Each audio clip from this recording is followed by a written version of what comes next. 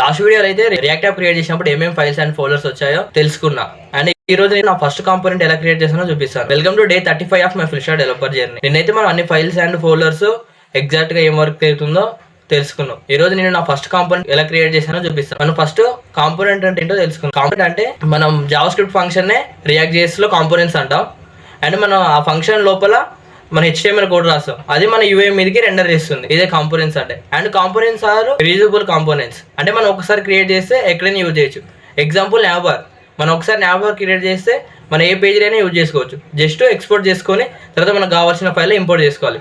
ఇప్పుడు ఎలా చేస్తానో చూపిస్తాను చూడండి. గైస్, మనం ఫస్ట్ అయితే మన SRC లోపల ఒక ఫోల్డర్ క్రియేట్ చేసుకోవాలి, కాంపోనెంట్స్ ఫోల్డర్. అండ్ మన ఇలా అన్ని కాంపోనెంట్స్ పెడతాం ఇందులో. ఇక్కడ నేను కాంపోనెంట్ ఫోల్డర్ క్రియేట్ చేసి లోపల ఒక ఫైల్ తీసుకున్నా, మై కాంపోనెంట్ .js6 అని. అండ్ చెప్పాను ఆల్రెడీ, ఫస్ట్ మన ఫంక్షన్ జావా స్క్రిప్ట్ ఫంక్షనే, అది ఎలిమెంట్స్ని రిటర్న్ చేస్తుంది.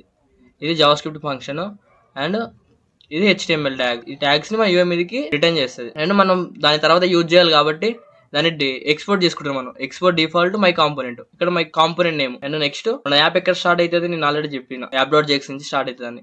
ఫస్ట్ మనం కాంపోనెంట్ అయితే ఇంపోర్ట్ చేసుకోవాలి. Import my component from components dot my component, I mean folder. ఇక్కడ లొకేషన్ ఇవ్వాలి. యాప్ కాంపోనెంట్ లోపల మనం ఇంపోర్ట్ చేసిన కాంపోనెంట్ ని ఇలా పెట్టాలి. ఇప్పుడు రన్ చేసి చూద్దాం. టర్మినల్ ఓపెన్ చేసి npm run dev చూడండి వచ్చింది, ఐ ఆమ్ ఫ్రమ్ కాంపోనెంట్ అని.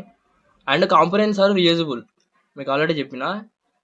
అంటే మనం ఎన్నిసార్లైనా సేమ్ కాంపోనెంట్ ని యూజ్ చేసుకోవచ్చు. ఇప్పుడు దీని నేను 3-4 టైమ్స్ పెడతా.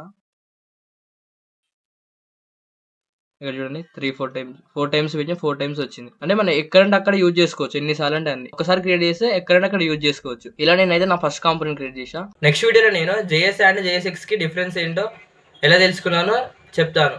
This is day 35 of my journey. Follow and subscribe for the next part. Bye.